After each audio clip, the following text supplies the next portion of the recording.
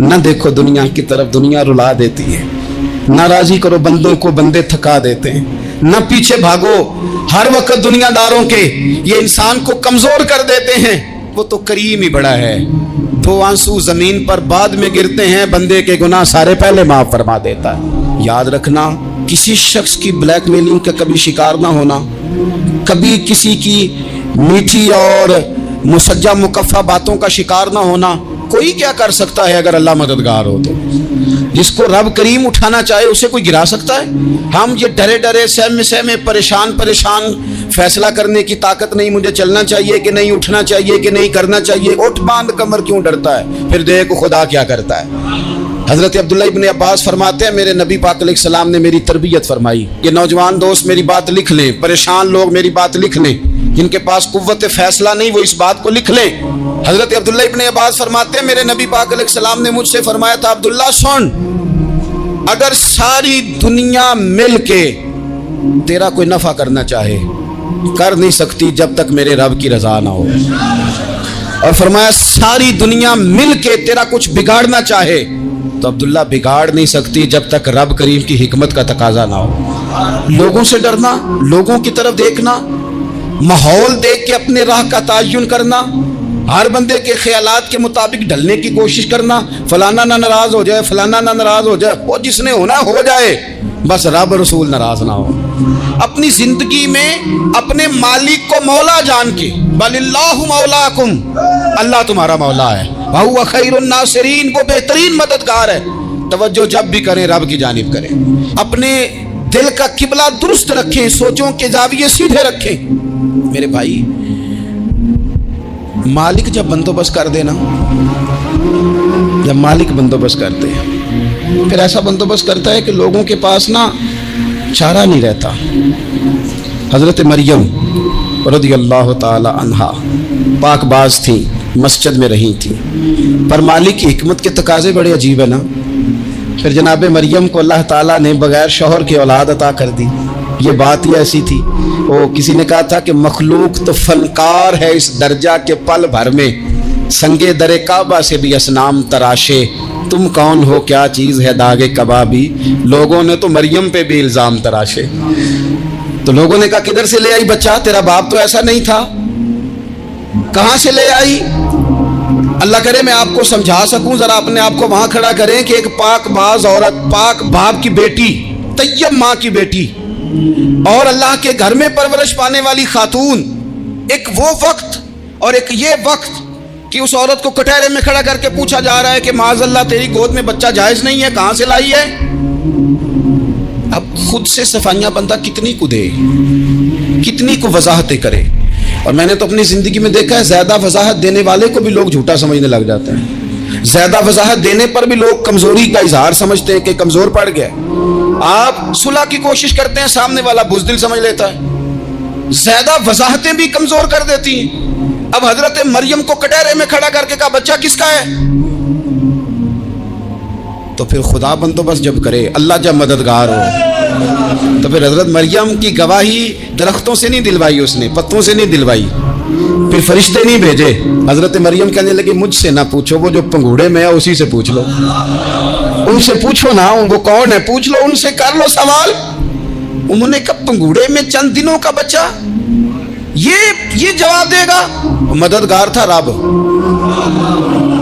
ان کی برات کا اعلان کرنا تھا مالک نے، اور جب مالک اعلان کر دے، جب مالک تیری صفائی دینا چاہے، جب مالک تجھے دنیا کے سامنے نکھارنا چاہے، تو پنگوڑے میں لیٹے حضرت عیسیٰ بول کے کہنے لگے انی عبداللہ آتانی الکتاب، فرمایا میں اللہ کا بندہ ہوں، رب نے مجھے کتاب عطا کر کے نبی بنا کے دنیا میں بھیجا ہے، میں اللہ کا بندہ ہوں، کتاب لے کے آیا ہوں، نبی بن کے آیا ہوں۔ پھر پنگوڑے سے اعلان ہو گیا، پھر بچہ بول پڑا۔ اور یہ ایک دفعہ نہیں بات ہوئی، یہ بنی اسرائیل میں ایک جریج نام کے شخص بھی تھے جو نماز پڑھ رہے تھے، بعض نے لکھا ہے نفل نماز تھی، اماں نے پکارا تو آئے نہیں، تو ماں کے منہ سے نکل گیا تو اتنی دیر تک مرے گا نہیں جب تک کسی بے حیا عورت کا منہ نہ دیکھ لے۔ تو وہ عبادت گزار تھے، لیکن لوگوں نے ان کی عبادت، ریاضت، پرہیزگاری کو نہیں دیکھا، बस एक औरत को भेज के इल्जाम लगवा दिया। वो औरत आया जाया करती थी, अब आ जाती हैं औरतें मसला पूछने की नीयत से भी आ जाती हैं। माहौल में कुछ जगह ऐसी भी हैं जहां औरतें दम कराने के बहाने आ जाती हैं। वो खातून आती जाती थी उस खानकाह पे, आस्ताने पे, ये बुखारी में मौजूद है। फिर उसने कहा मेरी गोद में जो बच्चा है ये इन्हीं का है। मुझे बताएं कैसे बंदा वजाहत दे? हालात खराब हो गए, लोग कुटिया जलाने लगे, माहौल और तरह का बन गया। मेरे नबी पाक अलैहिस्सलाम फरमाते हैं फिर उस रब के बंदे ने कहा मालिक तो करीम है, तेरी मशीयत का तकाजा आया जो मेरी माँ ने जुमले बोले थे, पर अब मैं वजाहत देने के काबिल नहीं रहा। अब तू ही करम करेगा तो दरवाजा खुलेगा। तो वो चंद दिनों का बच्चा पंगूड़े में बोल के कहने लगा मैं इस दरवेश का नहीं, मैं तो फलाने चरवाहे का बच्चा हूँ, वो जो बकरियां चराता है। रब की मदद को पुकारें, अपने साथ अपने मालिक की मदद को शामिल करें, थोड़े रिस्क पर भी गुजारा अच्छा होने लग जाएगा। सारे लोग आपको गिराने की तदबीरें कर रहे होंगे और मालिक आपको इज्जतें अता फरमा देगा। उसकी बारगाह से हिकमत का तकाजा और हो जाएगा। हमने सारी जिंदगी लोगों को राजी करने में गुजार दी, सारी जिंदगी बुढ़ापा आ गया बच्चों को पालते, और बच्चों ने आखिरी उम्र में कह दिया अब्बा अगर कोई ढब का काम कर लेते तो आज हमारे दिन भी फिर न जाते। सारी जिंदगी गुजार दी बहन भाइयों को राजी करने में, सारी जिंदगी गुजार दी जिम्मेदारियां उठाने में। उनको 99 दफा दिया, एक दफा नहीं दिया तो उन्होंने कह दिया तूने तो कभी दिया ही नहीं, तू था ही नहीं। सारी जिंदगी मोहल्लेदारों इलाके वालों को राजी करने में गुजार दी। और मैंने ऐसे लोग भी देखे दीन के लिए वक्त गुजारा, लेकिन जब बुढ़ापे में दांत काम न करते थे तो वक्त के मुफ्तियों को भी मस्जिदों की कमेटियों ने कह दिया अब आपकी समझ नहीं आती, हमने खतीब को और रखना है। मैं कहता हूँ कि जितने दर्द से आप अमीर को अपनी कहानी सुनाते हैं ना, और जिस तरह आपके आंसू बात करने से पहले गिर जाते हैं कि गरीब हैं, बच्चियां हैं, कारोबार नहीं, ओ मेरे संगियों, इससे आधे आंसू अपने रब की बारगाह में बखेरो, उसके हुजूर अर्ज गुजार हो जाओ, उससे तलब करो। एक वक्त इंसान पर जिंदगी में ऐसा आता है कि उसे यूं महसूस होता है कि मेरा साया भी तरह से पीछे हट गया है। उसे यूं लगता है कि मैं किसी सहारे पे हाथ डालता हूं तो वो भाग जाता है मुझसे। लेकिन मालिक की बारगाह ऐसी अजीम बारगाह है, रब रसूल के आस्ताने इतने बड़े हैं कि आप जब वहां कशकोले तलब दराज करते हैं तो झोली फैलाने में देर लगती है, उनको भरने में तो कोई देर नहीं लगती। हमने अपना सोच का किबला ही दुनिया को बना लिया है। ये जो अल्लाह वालों की मदद है ये तो है अल्लाह ही की मदद है, लेकिन ये जो सेठों की तरफ तवज्जो करना, नवाबों की तरफ तवज्जो करना, दुनियादारों की तरफ तवज्जो करना और अपना मिजाज इस तरह का बना लेना, यारो गर्दन को झुका देता है खैरात का पत्थर, जहां में मांगने वालों के सर कभी ऊंचे नहीं होते।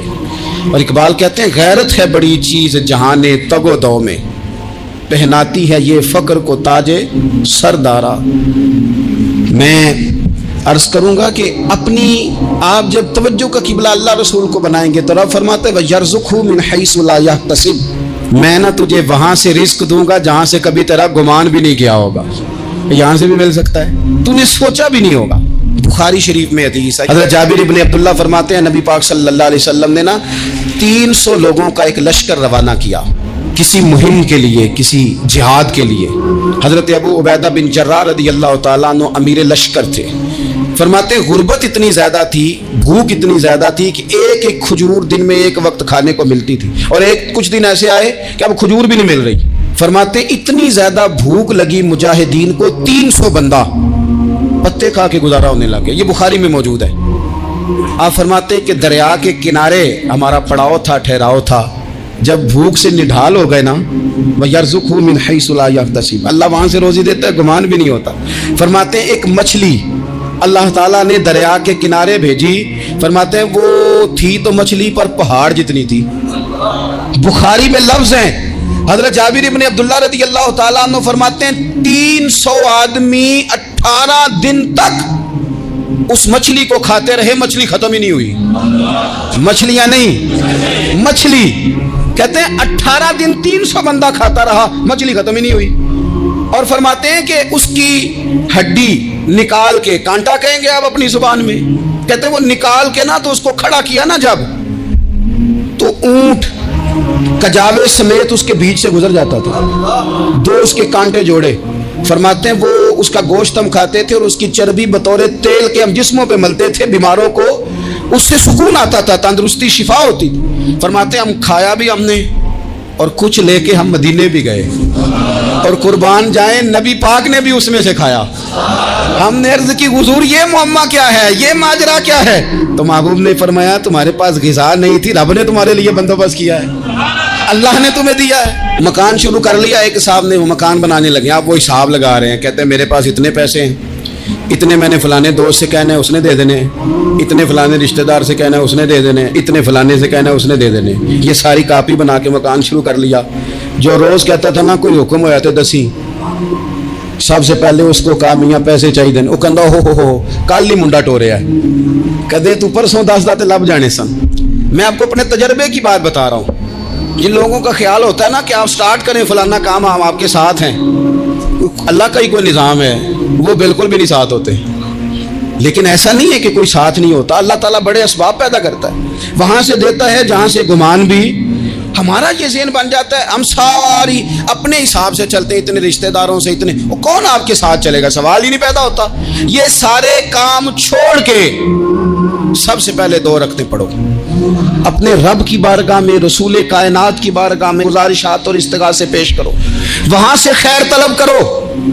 دنیا دار کیا دیں گے، کیا دے سکتے ہیں، کیا حیثیت ہوتی ہے کسی، اللہ کہتا ہے وہاں سے دوں گا۔ تو جو اللہ مال دے وہ لینا چاہیے کہ رشتہ داروں کا مال دیکھنا چاہیے؟ جو اللہ دے وہ لینا چاہیے کہ سیٹھوں نوابوں کی جیبیں دیکھنی چاہیے؟ جو اللہ دے وہ قبول کرنا چاہیے یا دیکھنا چاہیے کون سا آدمی کہاں پہنچ گیا؟ چھوڑو، اپنی مٹی پہ چلنے کا سلیقہ سیکھو۔ کسی کے سنگ مرمر پہ چلو گے تو پھسل جاؤ گے، پھسل جاؤ۔ اس پر ایک اور بات عرض کر دوں، صحیح بخاری سے، مسلم سے ایک اور بات۔ کچھ چیزیں ایسی ہیں جن سے اللہ کی مدد آتی ہے، مدد ملتی ہے۔ ایک چیز ان میں سے ایسی ہے جس سے بہت مدد نازل ہوتی، وہ ہے کہ جب رب آپ کو دے نا تو پھر آپ بھی اس کے رستے میں دیں، پھر مدد آتی ہے، پھر اور آتا ہے۔ بخاری مسلم میں حدیث ہے، یہ زیادہ ہی توجہ طلب امر ہے، اس پر آپ غور کریں گے۔ حضرت ابو ہریرہ فرماتے ہیں کہ نبی پاک علیہ السلام نے فرمایا ایک شخص نے بادلوں کے اندر سے آواز سنی کہ فلاں آدمی کا کھیت اور باغ خشک ہو گیا ہے، وہاں برسو اور اس کے کھیت کو سیراب کرو۔ وہ بڑا حیران ہوا کہ بادل سے آواز آ رہی۔ پھر اس نے دیکھا کہ ایک پہاڑی پر بارش ہوئی، وہ بادل وہاں برسا، پھر نالیوں سے ہوتا ہوا پانی ایک طرف چلا۔ تو جس نے آواز سنی تھی، حضور بیان کر رہے ہیں، وہ بھی پیچھے پیچھے چلا کہ پانی کدھر جا رہا ہے۔ اس نے جا کے دیکھا کہ ایک مقام پہ ایک باغ کو وہ پانی لگ رہا ہے اور ایک آدمی وہ پانی لگا رہا ہے۔ اس نے اس سے پوچھا تیرا نام کیا ہے؟ اس نے کہا کیوں؟ کہنے لگا بتا نا۔ اس نے نام بتایا تو کہنے لگا یہی تو وہ نام ہے جو میں نے بادلوں کے اندر سے سنا ہے کہ فلاں کے کھیت کو پانی دے دو۔ اس نے کہا یار تو کیا عمل کرتا ہے کہ اسپیشل تیرے لیے بارش برسے؟ یہ بخاری پڑھ رہا ہوں، سیاستہ سے حدیث عرض کر رہا ہوں۔ اس سے پوچھا تو کیا کام کرتا ہے کہ جناب اللہ تبارک و تعالیٰ کا حکم کرم آیا کہ خاص تیرے لیے پانی برسے اور تیرے کھیت کو سیراب کرے؟ تو اس نے کہا چھوٹا ذمہ دار ہوں، پر جب فصل اگتی ہے تو 3 حصے کرتا ہوں، ایک حصہ اپنے بال بچوں پہ، بہن بھائیوں پہ خرچ کرتا ہوں، ایک حصہ پورا، اور ایک حصہ دوبارہ کاشتکاری پہ لگاتا ہوں، اور تیسرا حصہ خالص میں نے مسکینوں، یتیموں اور غریبوں کے لیے رکھا ہوا ہے۔ وہ جو تیسرا حصہ، اللہ کرے آپ سمجھے، وہ رب کے بندوں پہ تیسرا حصہ خرچ کرتا ہے نا، تو کریم مالک نے فرمایا جہاں سے غریب کا حصہ جاتا ہے وہ کھیت خشک نہیں رہنا چاہیے، وہ جہاں سے مسکین روٹی کھاتے ہیں وہ خشک نہ رہے، جہاں سے یتیموں کو کچھ آتا ہے کہیں اس کی فصل رہ نہ جائے۔ میں اور آپ بھی اگر اپنے مال میں مسکینوں، یتیموں، غریبوں کے حصے رکھ لیں گے تو فصلیں خشک نہیں رہیں گی، ان کے اندر تازگی آئے گی، نور آئے گا، کرم آئے گا، خاص کر خدا کی رحمت برسے گی۔ مدد اللہ سے چاہیں، اپنی توجہات کا مرکز رب رسول کی ذات کو بنائیں، پھر آپ محسوس کریں گے کہ بڑی جلدی اللہ تعالیٰ کی مدد آنے لگی ہے۔ کبھی آپ صرف کہہ دیں نا میرا رب میرے ساتھ ہے، اس لفظ میں اتنی طاقت ہے کہ دشمن ویسے زیر ہو جاتا ہے۔ زندگی میں کسی سے بھی لڑائی ہو، اچھی طرح سوچ لیں کہ اللہ اس طرف ہے یا اس طرف ہے۔ اگر آپ زیادتی پہ ہیں تو پھر رب مظلوم کی جانب ہے۔ اگر اللہ کی مدد آپ کے ساتھ ہے تو دنیا کی کوئی طاقت آپ کو گرا نہیں سکتی، اور اگر آپ مظلوم کے مقابلے میں ظالم بن کے آپ کھڑے ہو گئے ہیں اور آپ نے رویہ وہ اختیار کیا ہے کہ جس میں مدد نہیں آئے گی، تو پھر یاد رکھ لیں کہ آپ کوئی بھی ہیں، کہاں بھی ہیں، آپ کمزور ہیں۔ ताकतवर थे। इब्तदाए इस्लाम में ज़ाहिरी ताकत थी कुफार मक्का के पास, वो डंडों से मारते थे गरीबों को, उनके हाथों में डंडे थे, पर खुदाई ताकत इन मजलूमों के साथ थी। साहिब ज़ुरकानी ने लिखा है, हज़रत ज़ुनैरा रदी अल्लाह ताला अन्हा एक लौंडी है, गरीब है, माड़ेदा की काम मोहम्मद ना सजाना या रोना, गरीब सादी बीबी और लौंडी कनीज़ा, एक मुशरक की कनीज़ा थी, इन्होंने कलमा पढ़ लिया, वो डंडों से मारता, तुर्रों से मारता, तकलीफ देता। हज़रत ज़ुनैरा रदी अल्लाह ताला अन्हा को इतना मारा, इतना मारा। अब आप एक और पहलू पर भी गौर करें, मार भी पड़ रही है पर खुदा इधर ही है, अल्लाह की मदद इधर ही है। रब कहता है कि पहले तू सब्र करना, इन्नल्लाह मअस साबिरीन, तू सब्र करेगा तो फिर रब की मैयत मिलेगी, जरा ठहरना, तू थोड़ा डटना। इन्नल्लज़ीना क़ालू रब्बुनल्लाहु